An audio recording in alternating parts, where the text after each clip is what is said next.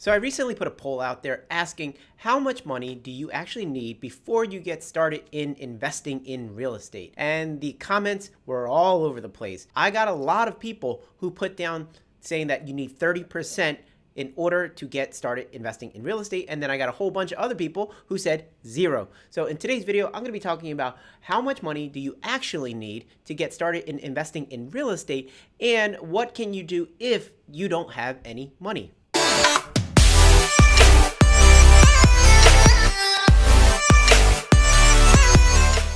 Hey guys, welcome to the Hoan Zone, where we help you multiply the assets you own. I am Hoan, and I've been an investor for the last 10 years here in Philadelphia, and I've been helping people learn how to become an investor since 2016. So if you guys are interested in learning how to become an investor, you're at the right place. When I did my first deal, it was a 6-unit apartment building, and I was able to do it without using my own money. Now, did I have to use money? Absolutely, but it wasn't my money, it was somebody else's money, and that allowed me to get started and buy that 6-unit apartment building. Since then, I've been able to buy property after property after property, again using other people's money, because if I'm using somebody else's money, there's no limitation. When I'm using my own money, I can run out. So if you are one of those people who don't have any money to invest in real estate, then you're in luck. This video is going to go over how to do it without your own money. So if you have 0, fantastic. This video is for you. You do not have to put 30% down in order to buy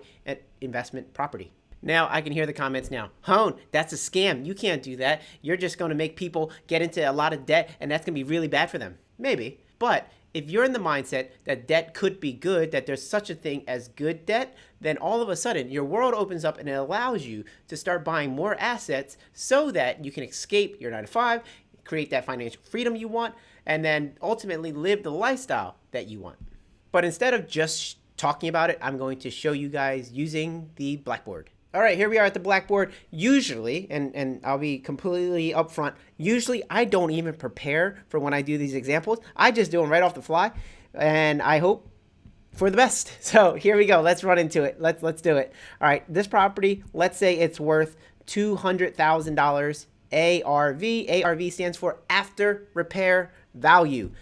The after repair value just means what the property is worth after you repair it, obviously, right? After repair value.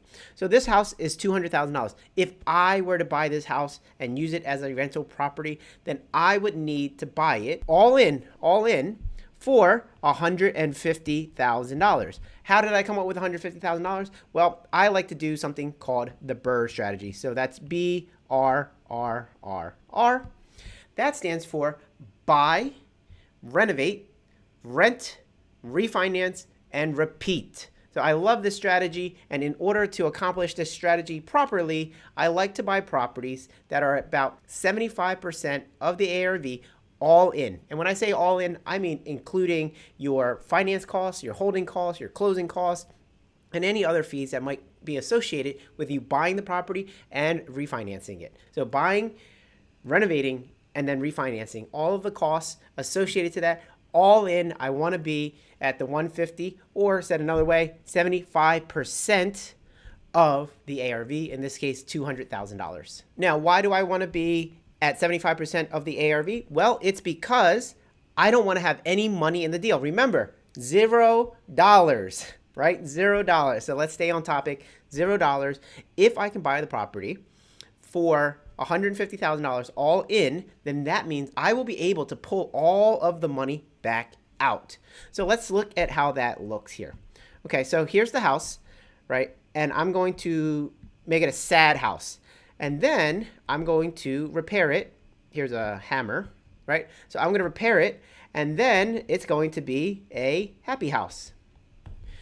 This is the plan. So if I can buy the house for, say, $100,000, and then the rehab, let's say, was $30,000, and then there's going to be finance costs, closing costs, carry costs, all of those other things. Let's call that $20,000. I'm going to be all in for $150,000, and then the property is going to be worth $200,000. Okay, so I'm all in for the $150,000. There's $20,000 in closing costs. There's $100,000 in purchasing the property, $30,000 in rehabbing it. All in $150,000. So when I'm done and the house is ready to be rented and then refinanced, once I rent it, I'm going to go to the bank or some other lender, and then I'm going to refinance. And when I refinance, the bank is going to look at the house and say, okay, this house is worth $200,000. I'm going to give you a loan of 75%, which is $150,000. So then I'm going to pay back whatever money source that I used to buy the property and fix up the property. So you guys see, I used this money source to buy the property, then fix it up. And then when it's all said and done and I rented it out, I refinance and I pay back the money source. Got it? So that's the circle. And you can do this over and over. So rule number one, though, if you guys have been following me for any amount of time, rule number one is to make sure you buy at a discount. You notice how this 150 is a discount compared to the 200. So here I have a $50,000 discount. I often hear people go, Hoan, why would anybody sell you a property for a discount of $100 or $50,000? Why would they do that? You know why? You want to know the answer? Because they did. There is no point into digging into why they did it, because if they do it, then they do it. A lot of people, they're almost too smart for their own good. They're like, why would anybody sell a property at such a discount? I don't know. And there's no one answer, because there's many different reasons why people sell at a discount. Reason number one, they don't know what it's worth, right? They're not in real estate. They've lived in the house for the last 40 years. And then when they're ready to sell, they're like, okay, I bought it for $20,000. Maybe I'll double it. I'll sell it to you for $40,000, right? I bought it for 20. I'll sell it to you for 40, when really it's worth 80. I don't know. Stuff like that happens all of the time. Other times it's like if a couple is getting a divorce and they just want to sell fast, or because it caught on fire, and then you show the seller how the rehab is going to cost so much, and for you to be able to do it, you need to get it at a significant discount. So you'll buy their problems. There's a lot of different reasons why people sell at a discount. So just don't talk yourself out of doing a deal just because you can't see why someone would sell a property at such a discount. Okay, so now let's talk about this money source here. In the beginning of the video, I said you don't need any money to invest in real estate, but you need somebody's money, right? You don't need your own, you just need somebody. So whose money is in here? Well, let's go to the next page. There's a lot of sources. So you could have a private money lender. That's your uncle, your aunt, your cousin, your sister, your mother, your brother, your coworker, whoever. Somebody with money, or a bunch of people with money, and you pull the money together and then you go do the deal. Syndication is one form of how people borrow money to do deals. And then also you can borrow money and give a person a note and a mortgage. So there's multiple ways how you can borrow money from private money lenders. Then there are hard money lenders. Hard money lenders are companies that are private money lenders that just do it professionally. So a hard money lender is somebody who is in the business to lend people like you money for your investment deals. Then you can do your creative acquisition strategies. Creative acquisition strategies, things like subject to, lease options, seller finance. There's a lot of different ways that you can have the seller help you buy their property. An example that I have, subject to, for those who have never heard of it, subject to is if a person has a property where they have a mortgage in place. Let's say they're trying to sell the property for $150,000 and then they have a mortgage for, say, $120,000. They were looking to walk away with $30,000. They get the $150,000, they pay off the $120,000, and then they keep the $30,000. Well, I would say, hey, I'll give you that $30,000. Just leave that $120,000 in place. Leave it there, and I will pay the monthly mortgage payments. And then this way, you get your $30,000, and then you go off in the world and do whatever it is that you were going to do, and now I own the house, and I will make your payments every single month. And if I don't make the payments, you can have the house back, and you get to keep the $30,000 that I gave you. Sound like a good deal? Then let's do it. So that is an example of subject to. So doing that means that I only needed to find $30,000 since there was already $120,000 in place. So I was able to leverage the seller's financing using a creative acquisition strategy. Now, I can also hear it. Hoan, you still need to come up with $30,000. I thought you said you don't need any money. Let's talk about that. How about if we used a line of credit or a credit card, right? So if you used a line of credit or a credit card and you were able to pull out $30,000 from your line of credit or credit card, then voila, you found the $30,000 from here. You combined it with the mortgage that the seller already had in place, and voila, you have a house. You bought it. You're all in for $150,000, and it's worth $200,000. So then what you do is you go to the bank. You go to the bank. You get your loan for $150,000. You use the bank money. You pay off the line of credit, the $30,000, and then you pay off the existing mortgage. And voila, you have one loan, and now it's in your name for a property that's worth $200,000. And again, $0 out of your own pocket. So there are a lot of things you can do. Now, lines of credit and credit cards, people are like, Hoan, $30,000 out of a line of credit or credit card. How do you even do that? Well, there's a lot of ways to do that, but you have to give it time and build up over time. And then you can also make sure you get a business line of credit or credit card, and in addition to your personal stuff. And then this way you have more access to capital. So there's a lot of creative ways to increase how much money you have available to you to invest, but it doesn't have to be your money.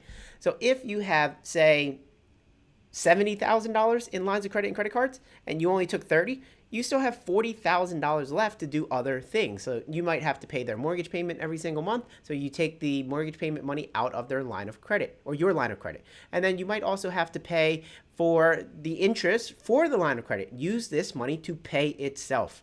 That's a trick that I often use as well until I refinance with the bank. And by the time I refinance, I have a tenant in place that is paying me income. So I'm using other people's money to pay my debt obligations. So it's a fun game of musical chairs. And when the music stops, I have assets that are worth more than the amount of loans I have on it. So in order to do this properly, you got to be safe. You got to know what you're doing. You have to get educated. So make sure you do get educated first.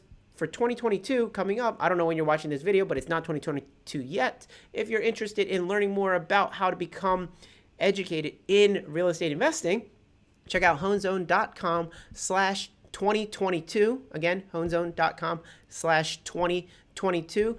This way you can sign up to see what courses I have available in the new year so that you can start doing more properties and multiply the assets that you own. For those who know me, they know I am not passionate about real estate, but what I am passionate about is teaching people how to invest in real estate, because real estate is a great business model. That's why I do it. I think it's super smart to start investing in real estate because there's so many ways you get paid on real estate. You get the cash flow, you get the appreciation, you get the principal pay down, you get the depreciation, which is a tax benefit, and you're buying at a discount. So you get those 5 wealth generators that allows you to make a ton of money. So that's why I do it. I'm not passionate about real estate. Again, it just makes a lot of sense, but I am passionate about showing you guys how to get in the business. The sooner you get into the business, the sooner you start building wealth. And if you start building wealth, then you get to have that life that you ultimately want. In the comments below, let me know, did you guys think that you needed money to invest in real estate? Do you still feel like you need money to invest in real estate? Or did I enlighten you and make you think, you know what, he has a point. Maybe I should figure out how to use other people's money in order to start investing. If you guys like that video, make sure you hit that like button, hit that subscribe button. There's new videos coming every Monday and Wednesday here at the Hoan Zone, where we help you multiply the assets you own. And don't forget to hit that bell icon because you want to be notified when these videos come out. All right, guys, that is it. I'm Hoan Ty. Let's multiply.